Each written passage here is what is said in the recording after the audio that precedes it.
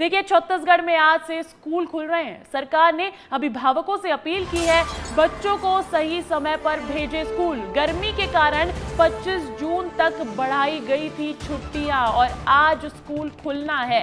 तो देखिए, 26 जून को स्कूल खुलने थे क्योंकि भीषण गर्मी के चलते छुट्टियां बढ़ा दी गई थी। इससे पहले 18 जून को स्कूल खुलने थे, लेकिन गर्मी इतनी थी, बच्चों के स्वास्थ्य को देखते हुए सरकार ने आदेश दिया था, निर्देश जारी किए थे कि छुट्टी एक हफ्ते बढ़ा दी जाए। और इसी सिलसिले में आज की तारीख है जब छत्तीसगढ़ में स्कूल खुल रहे हैं। छत्तीसगढ़ में आज से खुल रहे हैं स्कूल। सरकार ने अभिभावकों से अपील की कि बच्चों को सही समय पर स्कूल भेजें। गर्मी के कारण 25 जून तक बढ़ाई गई थी छुट्टियां। इससे पहले प्रदेश में पड़ रही भीषण गर्मी और लू के कारण 22 अप्रैल से 15 जून तक गर्मी छुट्टी घोषित की गई थी। वहीं 16 जून को रविवार और 17 जून को बकरीद त्योहार होने के कारण स्कूल 18 जून से खुलने थे, लेकिन अब इसे भी आगे बढ़ा दिया गया था। और भीषण गर्मी के कारण छात्रों के स्वास्थ्य को देखते हुए यह फैसला सरकार ने लिया था। 25 जून तक बंद कर दी थी और अब 26 जून को स्कूल खुल रहे हैं। तो देखिए, इस खबर पर अधिक जानकारी के साथ जुड़ गए हैं मेरे सहयोगी खोमन साहू रायपुर से।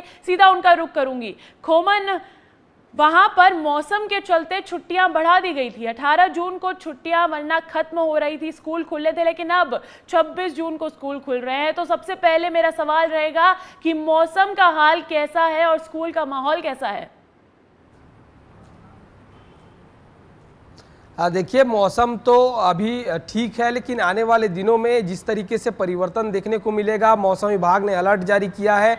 आने वाले दिनों में छत्तीसगढ़ के 32 जिलों में अंजलि भारी बारिश की जो है अलर्ट जो है मौसम विभाग ने जारी की है। दूसरी ओर स्कूल की बात की जाए तो आज से शाला प्रवेश उत्सव मनाया जाएगा। सरकार ने अभिभावकों से अपील की है कि जितने भी जो बच्चे हैं उसको स्कूल भेजे ताकि बच्चे जो है पढ़ाई कर सके। लेकिन सरकार इस बार नया प्रयोग करने जा रही है अंजलि, क्योंकि जो खेल खेल में बच्चों को पढ़ाई कराने का जो नया तरीका है सरकार ने इस बार स्कूली शिक्षा में लागू कर दिया है। और जो शिक्षक है, जो छोटे छोटे बच्चे जो स्कूल पहुंचते हैं उनको खेल खेल में पढ़ाई कराया जाएगा ताकि बच्चे जो है स्कूल जाने से मना ना कर सके। यही कारण है कि एक तरफ सरकार ने अभिभावकों से, जो उनके पेरेंट्स हैं, उनसे अपील की है कि बच्चों को स्कूल भेजे। दूसरी ओर सरकार ने तैयारी कर रखी है कि बच्चों को किस तरीके से खेल खेल में जो है पढ़ाई कराया जा सके। कुल मिलाकर आज कदम उठाए हैं, लेकिन जानकारी ये भी थी कि मेधावी अंक पाने वाले बच्चों को भी सम्मानित किया जाएगा। उस चीज की भी तैयारी है, उस बारे में क्या जानकारी है? देखिए, सम्मान तो निश्चित तौर पर किया जाएगा क्योंकि सरकार ने बड़ी तैयारी की। इसके पहले जो मुख्यमंत्री विष्णुदेव साय ने भी सभी टॉपर से ये कहा था कि जो भी टॉप किए उनका सम्मान किया जाएगा। आने वाले दिनों में एक बड़ा इवेंट किया जाएगा सम्मान को लेकर। उसके बाद तमाम जो टॉपर्स हैं प्रदेश भर के, उनको राजधानी रायपुर में बुलाया जाएगा, उसका सम्मान किया जाएगा और उसके बेहतर भविष्य की कामना की जाएगी। तो जो टॉपर्स हैं उनको निराश होने की जरूरत नहीं है क्योंकि सरकार ने साफ तौर पर कह दिया, क्योंकि पिछले दिनों आपने देखा था कि लोकसभा का चुनाव चल रहा था। इस कारण सरकार के साथ साथ तमाम मंत्री लोग भी बिजी रहते थे, दूसरे राज्यों का दौरा हुआ करता था। अब जब सामान्य रूटीन में आ गया है तो अब जो मंत्री है, जो टॉपर्स का सम्मान है, वो आने वाले दिनों में एक सरकार बड़ा इवेंट करेगी और प्रदेश भर के टॉपर्स का सम्मान करेगी। बिल्कुल खोमन, नए प्रयोगों के साथ, नए सम्मान नीति के साथ अब सरकार सौगात भी दे रही है बच्चों को। आज बहुत बहुत शुक्रिया तमाम अपडेट्स के लिए। और अब बढ़ते हैं अगली खबर की ओर। देखिए, दिल्ली दौरे पर है सीएम विष्णुदेव साय। सीएम साय ने पीएम मोदी और अमित शाह से मुलाकात की और कई अहम मुद्दों पर उनकी चर्चा भी हुई है। तो विष्णुदेव साय दिल्ली दौरे पर है, अपने दिल्ली प्रवास पर है और ये तस्वीरें देखिए जहां वो प्रधानमंत्री नरेंद्र मोदी से मिले, उनसे भी चर्चा की। साथ ही वो गृह मंत्री अमित शाह से भी मिले हैं, मुलाकात हुई है, कई अहम मुद्दों पर चर्चा भी हुई है। और आज राजधानी रायपुर लौटेंगे सीएम साय। तो अपने दिल्ली दौरे के बाद तमाम केंद्रीय नेताओं से मुलाकात करने के बाद और खासकर की छत्तीसगढ़ मंत्रिमंडल विस्तार पर चर्चा करने के बाद वो वापस रायपुर लौटेंगे। दिल्ली दौरे पर सीएम विष्णुदेव साय, सीएम साय ने पीएम मोदी और गृह मंत्री अमित शाह से मुलाकात की। साथ ही साथ कई अहम मुद्दों पर उनकी चर्चा भी हुई है। और अगली बड़ी खबर अमरवाड़ा उपचुनाव से जुड़ी हुई। अमरवाड़ा उपचुनाव से जुड़ी हुई ये बड़ी खबर है इस वक्त की। अमरवाड़ा उपचुनाव के चुनाव प्रचार में जुटी है कांग्रेस। 2 दिनों के दौरे पर अमरवाड़ा जाएंगे पीसीसी चीफ जीतू पटवारी। अमरवाड़ा में करेंगे चुनाव प्रचार और स्थानीय कार्यकर्ताओं से मुलाकात कर बनाएंगे रणनीति, क्योंकि रणनीति बनाना बेहद अहम हो जाता है। ये चुनाव है अमरवाड़ा का और ब्लॉक स्तर पर चुनाव प्रचार भी करने वाले हैं। चुनाव प्रचार में कई कांग्रेस नेता शामिल होंगे। कांग्रेस से उम्मीदवार है धीरन शाइनवाती, ये जानकारी भी मैं आपको दे दूं।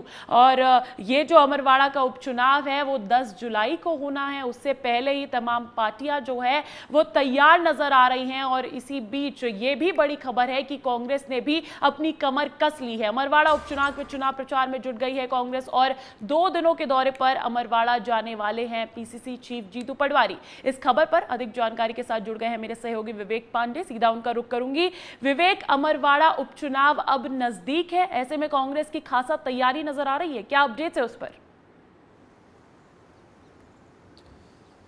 बिल्कुल, मध्य प्रदेश में 29 की 29 सीटें हारने के बाद जीतू पटवारी के सामने एक बड़ी चुनौती है कि अमरवाड़ा का उपचुनाव जीता जाए और इसी को लेकर जीतू पटवारी फिलहाल छिंदवाड़ा के लिए रवाना हो गए हैं। छिंदवाड़ा के अमरवाड़ा विधानसभा क्षेत्र में तमाम सारे ब्लॉक अध्यक्ष और बूथ स्तर के कार्यकर्ताओं के साथ वो मुलाकात करेंगे।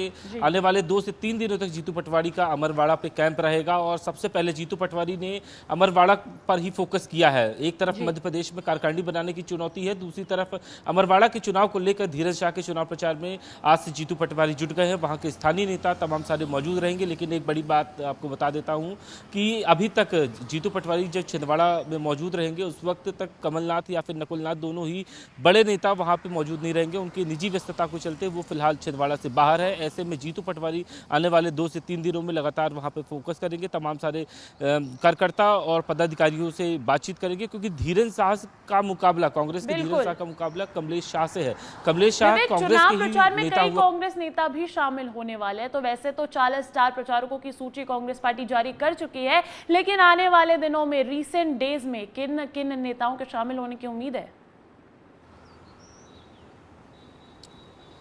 देखिए, जैसा कि आपने बता दिया अंजलि कि तमाम सारे 40 नेताओं की सूची है, उसमें कई पूर्व विधायक हैं, मौजूदा विधायक है, पूर्व मंत्री रहे हैं कांग्रेस की सरकार में। इसके अलावा तमाम सारे वो स्थानीय नेता हैं जो अमरवाड़ा या फिर छिंदवाड़ा के तमाम सारे लोग हैं, जो जिला अध्यक्ष है, ब्लॉक अध्यक्ष, वो सभी को जीतू पटवारी इसीलिए पहले 2 दिनों की बैठक कर रहे हैं कि तमाम सारे कार्यकर्ताओं को अमरवाड़ा पे फोकस कराना। नेता प्रतिपक्ष उमंग सिंगार हो, डिप्टी लीडर ऑफ अपोजिशन हो हेमंत कटारे, वो तमाम सारे बड़े नेता रहेंगे। इसके अलावा पूर्व मंत्रियों की भी ड्यूटी लगाई गई है और ये बताया जा रहा है कि 2 जुलाई के बाद कमलनाथ और नकुलनाथ भी धीरज शाह के चुनाव प्रचार में शामिल होंगे। जी, तो कहीं ना कहीं अमरवाड़ा उपचुनाव पर बहुत ज्यादा जोर देती हुई कांग्रेस पार्टी नजर आ रही है। बहुत बहुत शुक्रिया विवेक तमाम अपडेट्स के लिए।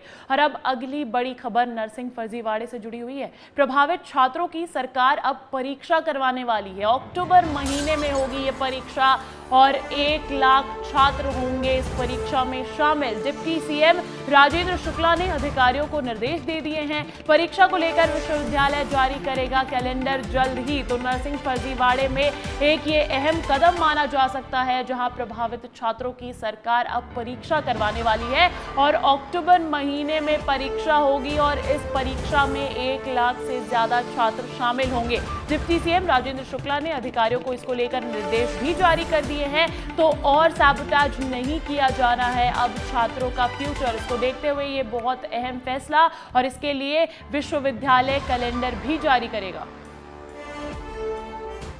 और देखिए, एक और खबर ये मिल रही है कि एमपी में अब शहीदों के परिवार वालों को दी जाने वाली आर्थिक राशि में से 50% राशि ही पत्नी को मिलेगी, जबकि 50% राशि शहीद के माता पिता को दी जाएगी। मोहन कैबिनेट की बैठक में ये अहम फैसला लिया गया है। तो कल ही मोहन कैबिनेट की बैठक थी, अहम बैठक थी। उसमें कयास लगाए जा रहे थे कि कई महत्वपूर्ण निर्णय निकलकर सामने आएंगे और उसी में से एक ये भी है कि अब शहीदों के परिवार वालों को दी जाने वाली आर्थिक राशि में से 50% राशि ही पत्नी को मिलेगी, जबकि 50% राशि शहीद के माता पिता को दी जाएगी। हैं। दिल्ली में प्री बजट की बैठक में हिस्सा लेकर छत्तीसगढ़ के वित्त मंत्री ओपी चौधरी रायपुर लौट आए हैं। उन्होंने बैठक के बारे में बताया। उन्होंने कहा कि डीएमएफ के क्षेत्र में बदलाव को लेकर बैठक में चर्चा हुई है। इसके अलावा छत्तीसगढ़ में इंफ्रास्ट्रक्चर को लेकर भी बातचीत हुई है। क्या कुछ जानकारी दी है, सुनवाते हैं आपको। बड़े सौगातें मिल सकती हैं और हमने विशेष करके मैंने जो बिंदु रखा वो स्पेशल सेंट्रल असिस्टेंट जो होता है, जिसमें 50 साल के ब्याज मुक्त इंटरेस्ट फ्री लोन, जिसे लगभग हम ग्रांट की तरह कह सकते हैं, जो मोदी जी ने स्पेशल सेंट्रल असिस्टेंट के रूप में चालू किया है, निर्मला सीतारमण जी ने उसे आगे बढ़ा रही हैं, तो उसके लिए हमने विशेष आग्रह किया है। और देखिए, संसद में हलचल तेज है। लोकसभा स्पीकर का आज चुनाव है, तो इसी बीच एक और खबर यह है कि कांग्रेस सांसद राहुल गांधी लोकसभा के नेता प्रतिपक्ष होंगे। इंडिया गठबंधन की बैठक में यह फैसला लिया गया है। कांग्रेस अध्यक्ष मल्लिकार्जुन खड़गे के घर ये बैठक हुई, जिसमें राहुल गांधी को नेता प्रतिपक्ष बनाने को लेकर मुहर लगी है। बैठक के बाद कांग्रेस महासचिव केसी वेणुगोपाल ने ये जानकारी दी। उन्होंने कहा कि नेता प्रतिपक्ष के लिए राहुल गांधी का नाम प्रोटेम स्पीकर को भेज दिया गया है। तो इंडिया गठबंधन की बैठक में फैसला लिया गया है कि विपक्ष के नेता राहुल गांधी होंगे। नेता प्रतिपक्ष के लिए राहुल गांधी का नाम सामने किया है इंडिया गठबंधन ने, और मल्लिकार्जुन खड़गे के घर पर यह बैठक हुई थी, जहां पर यह अहम फैसला लिया गया। और देखिए, 18वीं लोकसभा के अध्यक्ष पद के लिए एनडीए और इंडिया गठबंधन के बीच तलवारें खिंच गई है। सदन के इस सबसे महत्वपूर्ण पद के लिए सत्ता पक्ष और विपक्ष आमने सामने आ गए हैं। दोनों ने ही अपने अपने प्रत्याशी को खड़ा कर दिया है, जिसके लिए चुनाव होगा। एनडीए ने ओम बिरला, तो इंडिया गठबंधन ने केरल के सांसद के सुरेश को मैदान में उतारा। ये रिपोर्ट दिखाते हैं आपको। स्पीकर पर नहीं बनी बात, अब होंगे दो हाथ। ये दो चेहरे हैं, एक ओम बिरला तो दूसरे के सुरेश। दोनों ही लोकसभा के नए अध्यक्ष पद की रेस में शामिल हैं। 72 साल बाद स्पीकर पद के लिए चुनाव होने जा रहा है। 26 जून को लोकसभा स्पीकर पद के लिए वोटिंग होगी। लोकसभा स्पीकर पद पर केंद्र और विपक्ष के बीच आम सहमति नहीं बन सकी। एनडीए ने ओम बिरला को ही दोबारा अपना उम्मीदवार बनाया है, वहीं विपक्षी दलों ने के सुरेश के नाम पर सहमति जताई है। के सुरेश ने नामांकन भी भर दिया है। दरअसल कांग्रेस ने डिप्टी स्पीकर विपक्ष का होने की मांग की थी और फिर यहीं से विरोध शुरू हुआ। ऑपोजिशन ने क्लियरली कहा है, राजनाथ सिंह जी का खारगे जी फोन आया, राजनाथ सिंह जी ने खारगे जी से कहा, देखिए आप हमारे स्पीकर को सपोर्ट कीजिए। ऑपोजिशन, पूरी ऑपोजिशन ने कहा है, हमने सबके सबसे बात की है, पूरे ऑपोजिशन ने कहा है कि हम स्पीकर को सपोर्ट करेंगे, मगर कन्वेंशन ये है कि डेप्यूटी स्पीकर ऑपोजिशन को मिलना चाहिए। लोकसभा अध्यक्ष को लेकर विपक्षी दलों ने अपनी दावेदारी का फैसला यूं ही नहीं किया है। ऐसा इसीलिए हो रहा है क्योंकि इस लोकसभा में 2014 और 2019 के मुकाबले तस्वीर कुछ बदली हुई है। इस बार विपक्षी गठबंधन इंडिया मजबूत बनकर सामने उतरा है। बीजेपी के नेतृत्व वाले एनडीए के जहां 293 सांसद जीत कर आए हैं, विपक्ष का आंकड़ा 234 है। अब तक स्पीकर का पद सत्ता पक्ष को ही मिलता था, हालांकि इसमें विपक्ष की आम सहमति होती थी। वहीं डिप्टी स्पीकर विपक्ष की तरफ से होता था, हालांकि इस बार सरकार इसके लिए तैयार नहीं हुई। बस यहीं पर पेच फंसा। एनडीए के ओम बिरला को चुनौती देने के लिए इंडिया गठबंधन ने के सुरेश को उतार दिया। के सुरेश 8 बार के कांग्रेस सांसद और कद्दावर दलित नेता हैं। वे केरल के मावेल्लीकारा से सांसद हैं। मनमोहन सरकार में वे राज्य मंत्री रह चुके हैं। सीडब्ल्यूसी के विशेष आमंत्रित सदस्य भी हैं। एआईसीसी के सचिव के रूप में भी काम कर चुके हैं। के सुरेश ने लोकसभा चुनाव 2024 में सीपीआई के अरुण कुमार को 10,000 वोटों से हराया था। वहीं ओम बिरला कोटा से कांग्रेस के प्रहलाद गुंजल को 41,000 वोटों से हराकर सांसद बने हैं। वो 17वीं लोकसभा में भी स्पीकर रह चुके हैं। अनुच्छेद 93 के तहत लोकसभा अध्यक्ष का चुनाव होता है। लोकसभा अध्यक्ष के चुनाव से एक दिन पहले उम्मीदवारों को समर्थन का नोटिस जमा करना होता है। लोकसभा अध्यक्ष कामकाज को सुचारू रूप से चलाने के लिए जिम्मेदार होता है, इसीलिए ये पद काफी महत्वपूर्ण माना जा रहा है। लोकसभा स्पीकर संसदीय बैठकों का एजेंडा भी तय करते हैं, विवादों की स्थिति में नियम अनुसार कार्रवाई करते हैं। किसी मुद्दे पर अपनी राय घोषित नहीं कर सकते, प्रस्ताव पर मतदान में भाग भी नहीं लेते। हालांकि विपक्ष और पक्ष में अगर बराबर वोट हो तो निर्णायक मत जरूर डालते हैं। सदन में कोई सांसद अगर दुर्व्यवहार करता है तो लोकसभा अध्यक्ष उसे निलंबित कर सकते हैं। दिसंबर 2023 में संसद के शीतकालीन सत्र के दौरान लोकसभा में घुसपैठ के मामले में बहस की मांग करने पर दुर्व्यवहार के लिए कुल 141 विपक्षी नेताओं को निलंबित किया गया था। विपक्ष ने इसे लोकतंत्र का मजाक बताकर इसकी निंदा की थी। 72 साल में तीसरी बार स्पीकर को लेकर चुनाव होने जा रहा है। इससे पहले 1952, 1974 में भी स्पीकर को लेकर चुनाव हुआ है। बता दें कि 15 मई 2052 को पहली बार लोकसभा के स्पीकर का इलेक्शन हुआ था। मावलंकर देश के पहले लोकसभा स्पीकर बने थे। इस बार 18वीं लोकसभा कितनी खास है, इसका अभी से ही आप अनुमान लगा सकते हैं। भर्तृहरि मेहताब के प्रोटेम स्पीकर बनाए जाने पर भी कांग्रेस ने पहले ही दिन खूब विरोध किया था। हालांकि राष्ट्रपति ने उन्हें शपथ दिलवा दी थी। इस बार गेंद किसके पाले में जाती है, ये देखना होगा। ब्यूरो रिपोर्ट, विस्तार न्यूज। और देखिए, संसद का सिलसिला चल रहा है। इसी बीच मध्य प्रदेश, छत्तीसगढ़ के मुख्यमंत्री भी वहां पहुंचे हुए हैं। दिल्ली में सीएम डॉक्टर मोहन यादव ने केंद्रीय कृषि मंत्री शिवराज सिंह चौहान से मुलाकात की। मुलाकात के बाद सीएम डॉक्टर मोहन यादव ने शिवराज सिंह चौहान के साथ बैठक भी की और बैठक में कृषि एवं किसान कल्याण और ग्रामीण विकास विभागों के प्रमुख विषयों पर चर्चा की। इस दौरान दोनों विभागों के प्रमुख अधिकारी भी उपस्थित रहे।